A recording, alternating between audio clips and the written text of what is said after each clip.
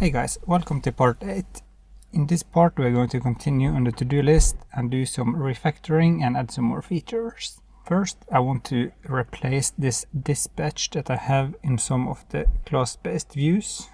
If I just find it here in views. So instead of this I just want to use a decorator or a class for doing this.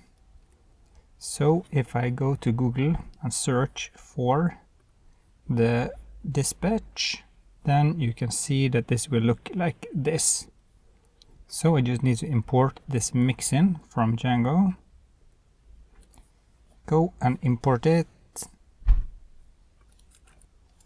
Contrib-auth, sorry, there, should be there. And then I can just copy the one I imported and add it here before the list view. And then I can just remove this. And the same down here. Remove this decorator, add the Misc in there, and then before the delete view, remove the dispatch. Here with the update, remove the dispatch. So this makes the code look a little bit better. And remove it there. And it's not used here. Okay. But it should be used there, so I think I can add it there. And the same here. And the same there with convert. And then everything should be okay. So there are no errors. So that means that everything is now okay. And I can probably just remove this. I can remove the render method. And I don't need this anymore. Great.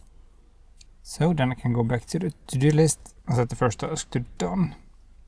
Before I continue, I just want to say thanks to all of my patrons. If you too want to support me, you will find a link in the description below. Next step then is to show the active team up in the menu. So right now I am on this team, the super team, and I want to show the name up here so I can go to the detail page. And to do that we need to add a template tag. So let's go to Google and find out how we can do that. Django template tag. So custom template tag. I think it's this one. So as you can see here we need to create a folder and some files in there. Or we can add this to as a middleware. So I think I've done this on a different occasion. So we just go and find my repo and then I find one of the projects. Go into this, into apps and into cart. Then I should have it here as a context processor. So you can see it's a very simple file. So let's create this one. So if I go back here now and go into the team, then I create a new file here, context processors.py. And then I can import whatever I need to import here. And right now it's the team model, this one. So from .models import team. And then I can create this method that I have down here. Def team request. And what we want to return here is the team object. So return, create a context dictionary, team. And maybe I can just get it by saying, so I need to go here and see how I get the team. This is how I edit team, but I want to know how I get the active team. So I need to go to the user profile. So I get it like this. So I can just get the first team that I have. So I can do it like that. And then just return team like that. So now everything here is okay. And I just need to register this here, the preprocessor. So if I go into the settings file, I can see how I did it here. So down in the templates, you can see here that I added apps.cart.contextProcessor.cart. Okay, so if I just take this structure here, Then I can go to my settings file and find the template here. And then in the bottom of this list, I can add team.contextProcessors.team. So now this is the app, this is the file, and this is the function. So now I should be able to use team in each template that I'm in. So if I now go to base.html, I should be able to edit here. So then I just need to decide where I want it. And maybe I just want it here, like a link.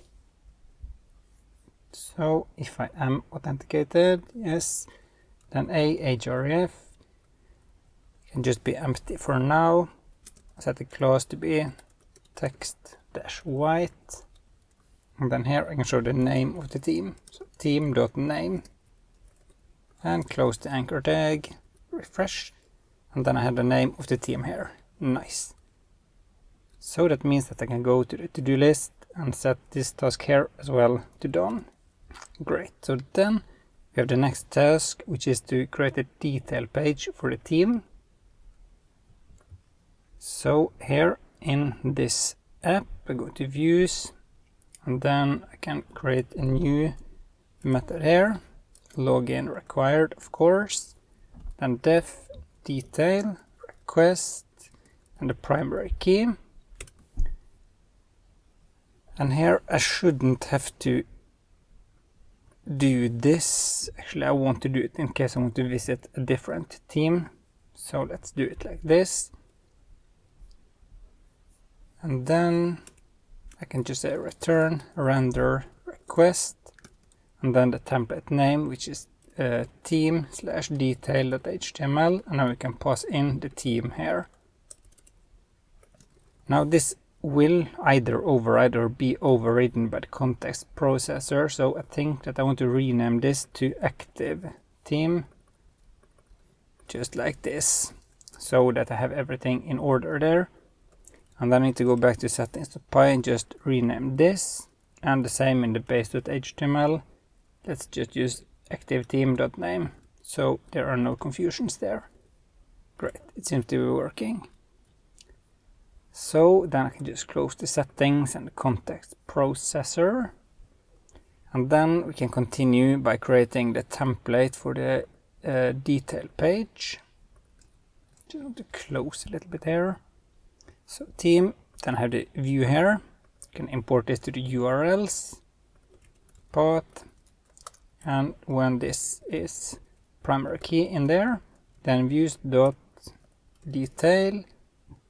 and we can set the name to detail. And since we have the app name here, there should be no confusion by using the detail name here. So if I now go to base.html, we can just fix the link here. URL, team, detail, and now we can pass in active team.id. It should be like this and no curly braces. So save, refresh, and if I click this now, I should get the template does not exist yet. Great, so that is the next step to fix. So let me just find the app again.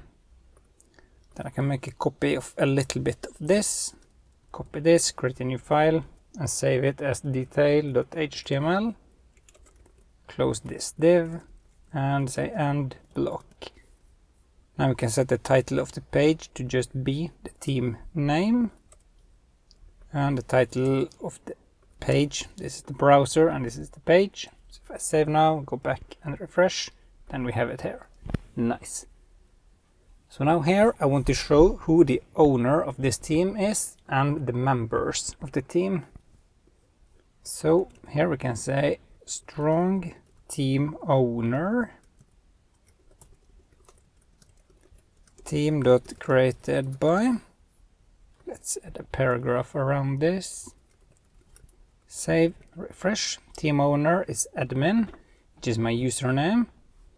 And then below here I want to list out all of the members. So let's add HR to separate this a little bit. MY6, h2 class text we can say font semi-bold, and then team members, and then we can loop through each of the members in this team. For member in team.members.all, close this end for loop, and then in here we just show the name of each of the members. So member.username, close, save, refresh, and then we have the team members, which is admin. Team owner is also admin. Let's add one more member to this team just so I have it. So if I then go into teams, find the super team, then I can add code with Stein as well. Go back and refresh, then you see that we have two members here. You can see that the spacing there didn't work. my6. I think I need to run a command to make this work, but we can use my4 because I have used that before. Great. You can also have some space on this. mt6. Refresh. And now it looks a little bit better. So if I then also go to my account, I'll be able to click this to be sent to the detail page, and also this button should be able to be shown inside this page here as well. So I can begin by opening up user profile, templates, my account, and then I can add a link up here to team detail. Close this one.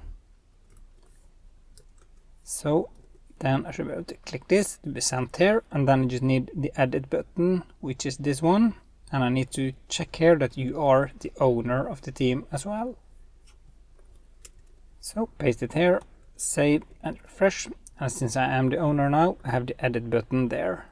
Perfect. So now this is working and everything seems to be in order. So now we can go to the to-do list and set this task as well to done. So now I want to do some cleanup in the base.html file. So instead of having this nav bar here, we can add this to a separate file. So in here, I want to create a new folder called partials, and then in there, nav.html. So then I can just take all of this code, remove it, paste it here instead, and save. And then here I can say include core/partials/nav.html and save. If I go back and refresh, it's still like it was before, but the code for the base.html is a little bit better. You can do the same thing for the footer, even though it's very simple as it is. Create a new file, footer.html, save, and then here include core partials footer.html, save and refresh, and it's still working. Great. So then I can go again to the to-do list and set this task to done. Then you can see here that I want to fix the styling for the login and sign up page. So if I log out now, okay, this is probably a problem in the context processor I created. It's probably this one. So here I should check that if you are authenticated, if request.user.is authenticated, then we do this, else active team is none. So if I refresh now, then it's working again. Perfect. So let's go to the login. Let's fix the styling here because this looks very awful.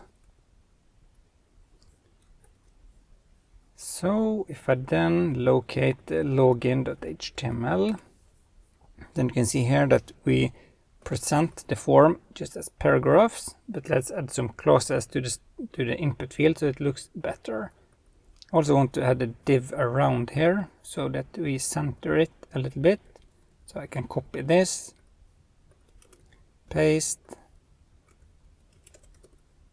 close like that. And then in here we need some spacing. So below the title we can say MB-6, and for the button we can also MT-6, so we get some more space. But still there are more things we need to do here. So we need to open up the URL.py. Okay, it's not this one, URL.py in the Teal CRM. Okay, you can see here that we are setting this template, but we also need to specify which form we want to use. So if I open up the user profile, then we can create a new file here called forms.py, because here is where we need to do this. I recently did this in another video, so I can just find the code. If I go into repositories, find the puddle, I think this is where I did it. Go into core and forms, and then have the login form here. Nice. So let me just copy all of these lines and then I'll tell you what's going on. As you can see here, we are importing forms from Django. We are importing the authentication form, which is what is actually happening here in the background for login view, but we need to do some changes to this. Then we create a new login form where we pass in authentication form. And for the username and the password, we want to use a text input and a password input. And I will set a placeholder and which classes to use here. You can also add a background to the fields from BG Gray 100 and save. So if I refresh now, nothing will happen because we haven't included this. But if I go to the urls.py, then I can import the form here from user profile.forms, import login form, and here you can say form equals login form. At least this is how I think you do it. No, I get an error. Invalid keyword. Okay, so let's go back to my repository into urls.py. Authentication form is how you specify it.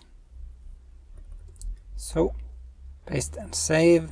Go back here again and refresh. Still not working. Okay, stop and run again and refresh. And now the styling looks much better. I just need some styling because I want space between these. So if I go back to forms.py, I think here I can say empty-2 to get space, maybe empty-4.